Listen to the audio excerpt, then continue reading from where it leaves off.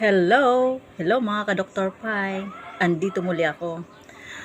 Mayroon akong ibabalita sa inyo. Yung bata na ikinikwento ko sa inyo noon, na comatose, na-meet ko siya kanina. At hindi na siya bata. Siya ay isang binata. Nung siya ay 6 years old pa lang, 1 month siya sa ospital doon sa CVMC. Ang akala nila mamamatay na talaga siya kasi yung doktor give up na yung doktor, guys. Umuwi na talaga sila sa bahay nila. Pero yung mother, hindi pa siya sumuko. Naniwala siya sa sinabi ko. Sabi ko, gamitin mo yung pie water. At hayaan natin na ang Diyos na ang bahala sa kanya na tumulong gamit itong pie water na to. So, yung mother naniwala sa akin. Diniretso niya na paggamitin ng pie water yung anak niya. Alam niyo ang good news? Ito na siya. Tingnan niyo, guys. Oh, ano? Kervin? Kervin. Oh, ilang taon ka na, Kervin, ngayon? Oh, 19. Yan si Kervin, oh, nung maliit pa, grabe. Yan yung comatose na ngayon, okay na, oh, tingnan mo. Wow, amazing. Buti, Kervin, eh, dalampasan mo yung pagsubukan, eh. Ito, pie water yung ginamit ng mama mo. Oh.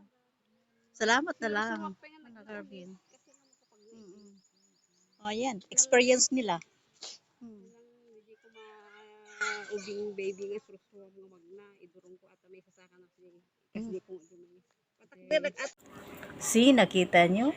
Oh, laki-laki niya, binata na siya, oh. Kaya kayo, guys, huwag niyong mamaliitin yung Dr. Pai GA water. Lalo na kung kumatos ang pasyente ninyo.